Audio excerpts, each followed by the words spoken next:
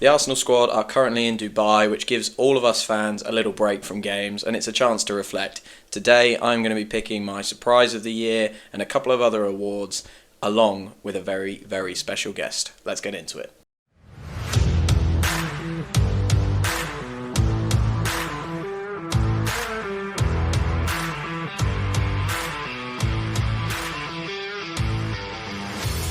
Yes, hello and welcome back to another episode of Arsenal Unfiltered, your 3 times a week dose of Arsenal coverage with me, your host Mark. This is an episode of the Arsenal Roundup, and I am joined today by my fiancée Fran. Fran, how you doing? Hi, I'm very well, thank you for having me on. I've been asking enough. You have been asking to come on, yes, and I have been holding back that privilege. But today we are going to be going through some awards of the season so far. Before we get into that, I hope wherever you are well and your family are well. And me and Fran just hope that you are enjoying a little bit of a break from Arsenal, because it's been emotional supporting Arsenal this year, hasn't it? It has been, especially in the last week. It's been very up and down. It's been a roller coaster. Speaking of a roller coaster, you came with me to the Manchester City game, which we won 5-1. How did you find that? And how did you find sitting next to me in the crowd as I destroyed my voice and subjected the podcast listeners to a very horsey rasp voice for 2 episodes? I had to deal with that with. Well, I think I was losing my voice alongside you because I did an equal amount of screaming, cheering, singing, chanting in that game, and it was insane, wasn't it? It was a really good atmosphere. It just felt like a big party. As soon as we got kind of, 3 goals in, you could feel everyone felt relieved. Yeah. Everyone knew we were probably going to do it. And the atmosphere popped off. The MLS goal made all the difference. I think everyone went from like tense, can we get this over the line, to brilliant. It's been a great day. Let's make it even better. And I think as well, it was probably the game that made us all believe again for the Newcastle match, which in hindsight probably wasn't the right thing. You watched that with me as well. You weren't as enthused about enjoying that game quite as much, were you? No, as a relatively new Arsenal fan, I've enjoyed a lot of highs over the last couple of years. So when matches don't go quite so well, it just doesn't feel very good. Yes. I wasn't as engaged in the Newcastle match, especially in the second half. I think I maybe started scrolling on my phone a little bit more than is customary. It felt like a bit of a dead rubber, and a lot of people were talking about how it was frustrating we couldn't even get some of the players off. You know, when we were 4-0 down, Kai Havertz is still running around brutalising his legs, and we couldn't get him off. And that was a bit disappointing, I guess, in the sense that we couldn't rest him. And like you say, he would have been better sat on the bench, maybe scrolling on his phone. But that's enough kind of reviewing. We are going to go through some awards today. So kind of reflecting, using this little break while the boys are in Dubai to think about some of our kind of, well, we're going to go for the surprise player of the year, the match of the season so far, our biggest concern, and then our player of the year picks as well. So Fran's got a pick for all of them, I've got a pick for all of them. We're going to go through, and obviously if you think differently, please feel free to reach out to us on Arsenal Unfiltered on Blue Sky. Love to hear from people there, and if you've got a different opinion, let us know. So surprise of the year is where we're going to start. Fran, I'm going to hand it over to you. Who has been your surprise player of the year so far? So I'm definitely going to cheat here, which, seeing as it's your podcast and you make the rules, I think that's quite okay. Yeah, we can do it. So definitely my surprise of the year is the 2 youngsters, so Ethan Nwaneri and Mars Lewis-Skelly. I'm very glad I just managed to say Nwaneri correctly on the podcast twice. So definitely the youngsters. I think when I think back to myself at 18, to think that these boys are performing on the biggest stage and performing so well under pressure in some of the biggest matches, it's just so impressive, let alone the fact that they've both come into the squad, seem to have found their place, and have provided some really, really important goals, play, and energy as well to the team. I think they've been great. I think it's dead impressive. And I very much enjoyed seeing Miles Lewis-Skelly's first Premier League goal last Sunday. Yeah, and That what was what a epic. celebration to go with it, right? And the chants that started straight after he's one of our own were incredible. Like, yeah, It was a really, good really vibe. fun. Yeah. We've also got the 49-49 Lewis Skelly, which is the adaptation of 49 undefeated chant, so that's a good one. I'm with you on that. I wish I had first pick, because I would have picked them as well. Sorry. I think especially Lewis Skelly. Ethan Wanyeri is, he's a winger or a number 10, whichever way you want to look at it. So people are naturally more excited about him, I think. But for me, Miles Lewis Skelly has just performed slightly better. He has shown up in the North London derby, started that game. The City match, he started that as well, and just showed so much composure against brilliant players, and has just got 100% trust from everyone else, doesn't he? Declan Rice is looking after him like a big brother, but he's also happy to fire the ball into him at pace because he knows that he's good enough. He knows he's at the level, and you're quite right, at 18, that's ridiculous, isn't it? Yeah, and I think you nailed it in there when you said that the players trust them. That's 100%. so important. And yeah, I just think they've been brilliant. And I'm very sorry, but it's guest's privilege to get first pick. It is guest privilege to get first pick, absolutely. I am going to go for a slightly different angle then on Surprise Player of the Year. Go on then. I'm going to go for Jurrien Timber. Okay. Yeah. Tell me why. The reason I'm going for Jurrien Timber is we obviously signed him 2 seasons ago. We got a game and a half out of him. He did his ACL, and he became this unknown thing. And I think a lot of Arsenal fans last year thought, well, if we had had Timber fit, we probably would have won the league, just because he would have made that one bit of difference. So coming into this year, I think he was a bit of an unknown entity. We knew how good Ben White is and was, and hopefully he comes back soon. He's on the pitch training in Dubai now, so hopefully that's not long until his return. But as soon as we lost Ben White, as soon as that option was lost to us, we had to rely on Jurrien Timber, and even at times we were playing him at left back with early injuries to Calafiori and stuff like that. Miles Lewis Skelly wasn't quite ready yet.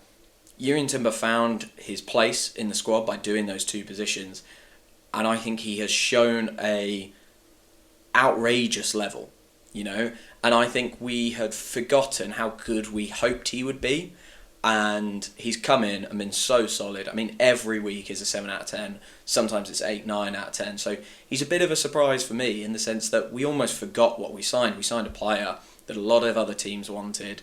We got him over the line. We convinced him to come in, and he's done brilliantly for us. So that's why he's my surprise pick of the year. What do you think about Jurrien Timber's performances? Yeah, I completely agree. I remember when we signed him last year, and we, like you say, got a match and a half out of him. And I remember you saying to me at the time, he should have been like such a core part of that squad, and it's so gutting that we'd lost him. And I remember thinking at the time, I've not really seen much of him. I don't really know what all the fuss is. And you're right, losing Ben White earlier this season felt like a catastrophic event almost, because Ben White is such a consistent and reliable player. But I think Timber has filled that gap brilliantly, and we've almost, I don't want to say this too loudly, but not felt the loss of Ben White as much as I thought we were going to, because he's been able to come into that position. So I think that's a great point. Yeah, Ben White is a big part of our really, really effective right hand side, but then also he is just a big character in the team.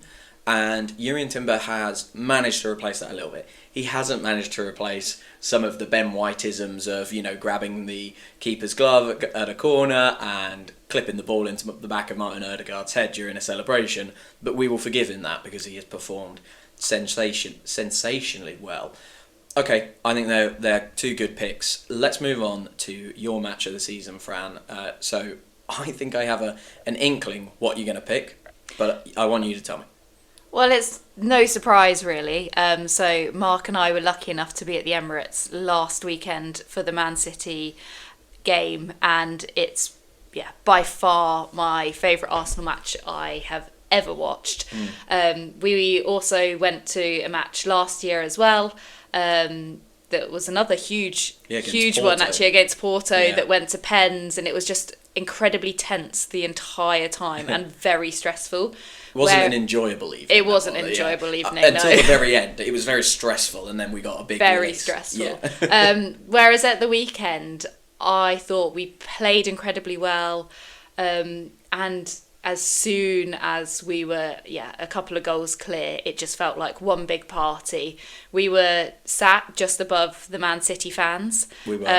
And when Partey scored the second goal, straight after Haaland scored City's goal, the reaction that the crowd had to the fans that were kind of right back in it, and we shut them up really, really quickly. So good. And I think that's probably my biggest celebration of that match. I actually ended up almost falling over into the guy in front of us because I think I was jumping so much and got clipped and almost went flying. But it was just so much fun, and watching the players out there on the pitch, you just felt so confident in them. They all had brilliant performances, and I don't think there's going to be any other games this season that top that one for me. No, and as well, all the media and the rival fans are very quick to go, what have you won? Why are you celebrating like that? You haven't won a Premier League, so just back in your box sort of thing.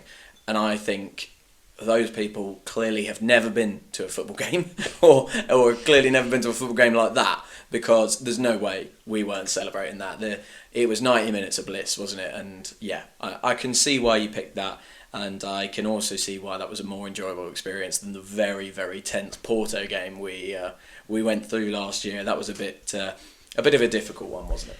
It was, yes. Yeah. So, seeing as I have stolen the obvious answer, what was your favourite match of the season so far? Well, I'm going to go for another 5-1. Okay. And it's not the Crystal Palace 5-1. It's weird that we've had 3 of those this year. It's Arsenal 5, Sporting CP 1. I thought this game was so good. So good. We were obviously away. I've spoken on this podcast before about how good this new Champions League format is, in the sense that the league phase feels like you have these games that are singular events all of a sudden. It's like a one-time showdown against another team. This was ours against Sporting, and it was sort of the Victor Gyökeres game in a way, in that we're interested in him. Will he undo Saliba and Gabriel? And those guys absolutely pocketed him. We had a fantastic number of goals down that right-hand side with Bukayo and Kai. I think Martin was back at that point as well. We played them off the park, and it came just after a little period where we were struggling creatively. We'd been without Martin Odegaard for a little while. Kai and Leo had been playing up top as like a double 10 kind of vibe, and it hadn't been working. That had gone awry. And when we came back into that game, we'd just beaten Forest 3-0. It was 5-1 against Sporting, and suddenly the mood around Arsenal had lifted. 8 goals, 2 games. We tore Sporting apart. They looked bang average. I posted about it at the time. 3-4-3 does not work in the big competitions. And I think we're seeing that with Man U's record at the moment with Amorim. I have no idea how that bloke still has a job, but I just think they have backed themselves into such a corner with that one. Sticking with Ten Hag, then sacking him, and then getting Amorim in. That's cost them a lot of money, and now they're stuck with a manager who's going to stick to one system that we've already proved this year can be got at so easily. I loved that game. I thought we were brilliant, and another 5-1 to pick. Let's have a little break there. When we come back, we're going to go through a slightly less positive one, our biggest concerns moving forward, and we're also going to pick our player of the year. Hello everyone. Thank you so much for listening to this episode. If you're like me, you finished watching an Arsenal game and you're already looking for the next bit of Arsenal coverage you can find. If that sounds like you, follow or subscribe to Arsenal Unfiltered on your podcast app of choice right now to make sure you don't miss a single episode from me. I'm here 3 times a week, reviewing matches and covering Arsenal news, and I'm so excited to have you all here as well. Thank you very much. Welcome back to part 2 of the Arsenal Roundup, episode 8. Today, myself and Fran we're looking back, aren't we? We're reflecting. We've had a very, very busy season as Arsenal fans already, And there's been so much football and so much commentary about Arsenal as well, about, you know, what we need to do differently, what we should have done, what we shouldn't do, etc., etc. It's come from all angles. It's come from inside the fan base, it's come from outside the fan base, ex-pros in the media, all of that sort of stuff. But right now, Fran, I want to know what your biggest concern about Arsenal is moving forward. So I don't want to dwell too much on our current injuries in the club, but there is quite a long list of injuries in the squad at the moment. And that's not necessarily my biggest concern in and of itself.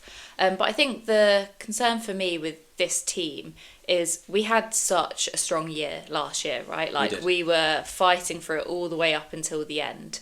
And we were a very strong squad last year. We barely had any injuries all the way up until the end. It was almost like unheard of to run a season with that few injuries. And I suppose my concern for this year is that Arsenal fans are almost a little bit too harsh on this squad when things don't go quite so well. So take the midweek match this week, for example. We obviously had a fairly poor performance. And I think fans are very quick to jump on and be really negative about certain players and certain performances and kind of forget the wider picture and the bigger context. Last year set our expectations high, and this year probably we haven't quite met those sky high expectations as we would like because of the injuries and all those sorts of things. And I think it's really easy to get swept up in, right, we came second last year and fought all the way to the end, so this year obviously we're going to win it. But that's not how sport works. So it's very rare that there's linear kind of progression season on season, getting better and better and better. And my fear, I suppose, is that this squad gets a little bit downhearted by some of the poorer performances or the more difficult, tricky parts of this season, and the fans get too harsh on them in those periods. Because actually, considering everything, we've had a really good season so far, and there's been some real highlights and some really good games and some really good performances. So yeah, I hope that the boys can hold their heads high throughout the season all the way to the end, and really focus on some of those highlights and those positives in a more difficult year. And we can come back kind of fighting fitter, maybe with less injuries, for example, next year. That'd be nice. But yeah, so I think it's the general kind of the mood and the feeling within the squad, but also within the fan base as well. Yeah, and I completely agree with you. I think, like, particularly Martin Ødegaard's had a lot of stick this year, and we think of how good Martin Ødegaard is as a player, and he's our skipper, and he's just had a lot of stick around his output and stuff, and actually it's quite natural for your output to go up and down season on season. Kai Havertz, top goal scorer, playing basically every minute. He's constantly under the pressure of Arsenal need a new number 9. Bloke's probably going to finish somewhere around 22, 23 goals this year. What more could you want from your number 9 than 22, 23 goals? I mean, 30 goal a season strikers don't grow on trees, do they? And people are so quick to jump on him when he has a bad match. 100%. And forget about all of the really good matches. And it can be really frustrating, especially as a fan that's not like as in all of the noise on the media and that sort of thing, to hear so much of that negativity come out and feel like the loudest voice. That's so true. That's so true. And it is the loudest voice, unfortunately, because that's what the algorithms reward, isn't it? The algorithms on social media, and I guess as well, you know, Sky Sports they love a clickbaity title. They do. And a reactionary one. I saw a funny quote from Jamie Carragher even, going, he was talking about Spurs, and he was like, listen, I'm not trying to make a headline here. And I just thought, well, if you have to clarify it, Jamie, you're probably trying to make a headline, aren't you? But coming back to the point, I think you're absolutely right. We have to remember as fans that this has been not the year we saw, but actually as the way things have unfolded, it's been a good effort. It's been a really good effort, and we might have to take it on the chin a little bit from some other fans for another season of, well, you haven't won the Premier League, maybe probably 3 seconds in a row, you know, nearly men sort of character, and know that this season will have built the boys up. and given them new tools moving forward. And as well, I think that probably extends to the board as well, right? In the sense that we haven't done anything this January transfer window. People have criticised the summer transfer window as well. Yeah, I can see the angles and the points, but people have gone to, well, the board's not backing Arteta. Well, it shipped 105 million for Declan Rice 2 summers ago, so I don't think he's not being backed. He's getting money, he's getting his input on transfers. Again, sometimes your window's not going to be perfect. That's part of it, and people have really, really jumped on that as well. For me, that leads us nicely onto my biggest concern is this summer transfer window, because I think it is a summer transfer window that we must get right now. We Definitely. must get it right, because we've had the summer one this summer, which didn't quite go perfectly. I still think I really, really rate Calafiori. I think there's a chance Mourinho can come good, although my faith is starting to waver on that. I think Sterling and Neto, there's no harm in it, right? You say there's no harm, but Neto really didn't perform well Yes. when he took his debut. Yeah, I know. I guess no long-term kind of... We haven't laid out 20 million quid for him, I guess. Very true. And I'm sure he's a nice bloke as well, and is helping, Tommy Setford and Jack Porter and the like. So, and I think I understand why we didn't go in this January. I think you can look at it from both angles and be right from both angles. But what it has left us with is a summer transfer window where we must sign forwards, and everyone's going to know that. All the other clubs are going to know that. They're going to want extra money. The Sesko price is probably they've added 10 million to that immediately. I was going to ask, do you think that prices will have gone up 100%. since kind of our last opportunity to sign some of these players? 100%, because not just, Sesko is a good example. He's a bit older, he'll be a bit more mature, a bit more experienced. He's having an okay season, but Leipzig will be talking about how good he's been, etc. Isak, that's probably financially completely out of the realms of possibility. It is wild how much money they want for him. 150 million is the reported, yeah. I don't think you can ever roll the dice on a player at 150 million. Neymar is the only person who's gone for more than 150 million, and that did not really work. So I mean, he could tear an ACL or snap an ACL. It's not snap, is it? What is it with an ACL? Tear an ACL. Tear an ACL, yeah. Tomorrow, or as soon as you sign him, First and then he's training session. out for a year. Yeah, and that's what it's happened to Mourinho, a huge wasn't it? roll of the dice. Mourinho got injured in his very, very first training session. 150 million feels like too much. So, but yeah, you're right. Sesko's transfer fee will have gone up. Nico Williams, we're lucky. He's kind of got a release clause, but we still don't know what his wage demands are going to be. Will we be able to get those down? Is there even anyone in the market? Someone like a Liam Delap is spoken about a lot. Well, he's got another year of Premier League experience now, so his price tag goes up, and everyone's going to know you don't have Gabriel Jesus. You're a couple of men light. We've seen what you're like without, Bukayo Saka. Pay, and we're in a really delicate position now. So I guess I'm worried about that, and I think if Jason Ato is going to get the sporting director job long term moving forward, he has got to have a robust, almost perfect plan for this summer, and we must execute on it. We've been very heavily linked with Martin Zubimendi, and that's kind of almost been intimated as that's basically done. So if that comes across, great, but we need to address the forward line, and I'm worried about that. That's my biggest concern moving forward. Can I ask, what happened to the rumours about Ollie Watkins? Are Arsenal still out for him? Because I would love to see that. Yeah, I mean, what a player. I don't think he will be coming in the summer. I think that was an opportunity Aston Villa presented for their PSR, getting themselves within their PSR rules. And now that John Duran's gone, I think Arsenal will look at that and say that's no longer a big opportunity for us, and actually we want to go for a younger player in the summer to kind of get that forward line filled out. That's how I think it'll go. But you never know. It came out of nowhere, didn't it, that story? So you do never know. Let's conclude then on our players of the season. So you've picked a player, I've picked a player, and yeah, I want to hear who's your player of the season so far in this little break that we've got from Arsenal. So who do you think it is? So I went back and forwards on my player of the year with you before we started recording this. But for me, it's got to be Gabriel. So I think that he has just come good in the big games, right? Like he's had some really big performances, some really good goals, especially from corners, in big matches. So his goal in the Tottenham game, that was epic. Brilliant header. Really good header. And I just think he's been solid. Like the way he had Haaland on lockdown, I know I'm talking about the City game again, but the way he had him was so impressive.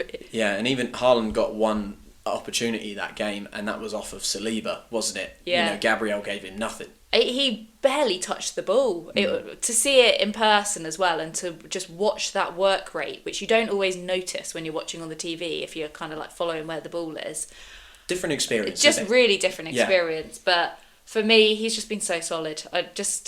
You're never worried about him. No, that's so true. Having, well, maybe apart from the Newcastle game not being so great, but I just think he's been a really solid performance this year. So yeah, for me, it's Gabriel. Yeah, and I can totally see that. You've got to remember as well with Gabriel is he has a kind of ever-changing left back next to him, because we've seen I think we started the season, first game of the season was Zinchenko. He's been in and out for a couple of games. We've seen Calafiori come in, get injured, go out. We've seen Timber come in there and play on that side, which must be awkward for Gabriel, you know, because you're not playing with a left footer on the left-hand side. You are the left footer. So when Timber goes inside, he has to provide that, and there's no one else who's going to do that for him. Those passes down into the left channel.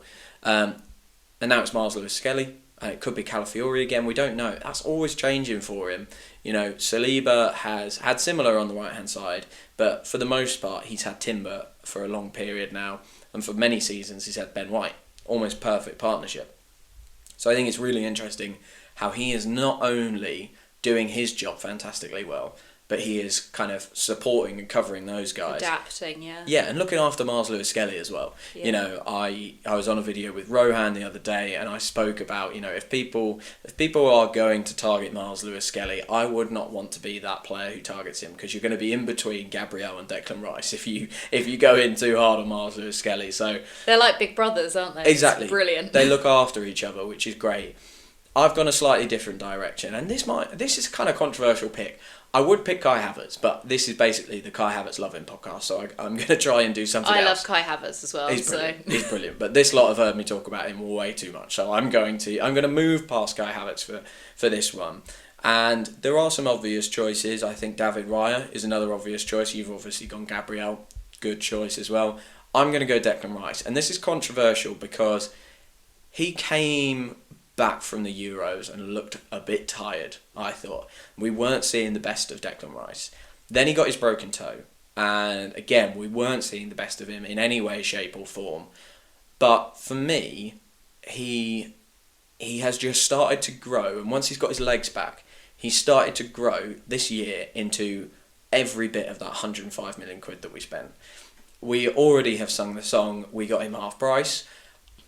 I think we might have got him even better than half price. The bloke is a joke, and yes, he's not quite got the output that we want right now from that left 8 position. And I, for a long time, have been like, let's just drop him into 6. Let's drop him into 6 and solve the 8 in a different way. He has adapted his game so much to that position that I no longer feel like that. I really do think that his ability to go and get the ball up high, you know, his technical ability grows all the time. I think his efficiency with the ball is outrageous. Like, how often do you see Declan Rice either get pickpocketed or, you know, play something sloppy in or spend too long on it? Like, he doesn't do that. He's a real... he's not quite a metronome, because that kind of gives me connotations of a 6, but he's like a high up the pitch metronome and works fantastically with Trossard, with Havertz, kind of working in that spot. His switch the other day for Ethan was just outrageous, and I think he is one of those players, when it hasn't gone well for us this year, when we've been down to 10, when we've had tired legs on the pitch, when we've been struggling from the injuries, I think he has been one of those players who's demonstrated that kind of will to win, that desire, and I love him. I think he's brilliant, and I'm so happy he plays for Arsenal. And for the plain reason of, I think he has worked so hard this year and played himself back into form, he's got my pick of Player of the Year. I can't remember a time when he wasn't playing for Arsenal, to be honest. Yeah. Obviously I do, but I just... He feels like that kind of player. He feels like a through-and-through Arsenal player. Yeah. I don't know what it is, but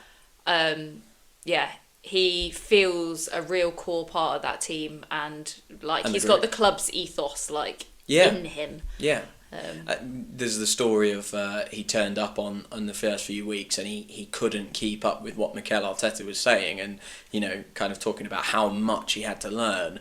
Now I think he's teaching that to people. You can see it with Mars Lewis Skelly. I loved the Newcastle game. Was a game full of lows for me, but my one high that I can pick out is when Trippier tried to wind up Mars Lewis Skelly and Declan Rice was right there for him. And it's that ethos like you were speaking about, looking after each other, keeping each other close, that kind of inclusive environment that Arsenal set up. So that has been our picks. Do you have anything that you want to cover off before we close up? I don't think so. No? Thank you for having me on. No, thank you for coming on. I guess the only thing, just to wrap up, this is an episode of the Arsenal Roundup, and we have had some news in the sense that Gabriel Martinelli is obviously out for a month. Not great, is it, for us, the Martinelli news? We are threadbare up top at the moment.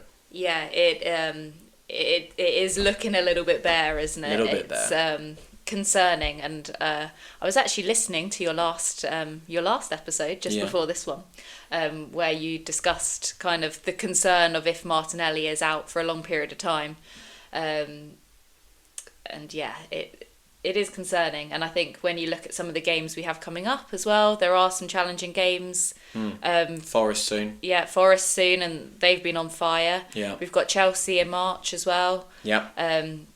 So let's just all keep our fingers crossed that it is only a month and he bounces back quickly. By the way, I really like how you skipped over Manchester United as a tough game. Definitely not a tough game. Oh, no. And you went for Chelsea straight away. Of course. I think that's great. That's where they're at this year, in the sense that we just don't even acknowledge that they're a Big Six team, really. Well, that might look silly in a few weeks' time, but I'm hoping it won't. Well, they're not in the top half of the table, so how can you consider them as big threats? Absolutely. Touch wood that we don't look very silly after that comment. But yeah, so Martinelli is out for a month. It's 3 to 5 games. Hopefully, like you say, he is back earlier than that. We have, however, seen him on the pitch in some of the sessions in Dubai doing some light work, individually, not with the team, but light work. So it mustn't be the worst hamstring strain in the world. It's clearly not Bukayo Saka level. Hopefully we get them both back at a similar time.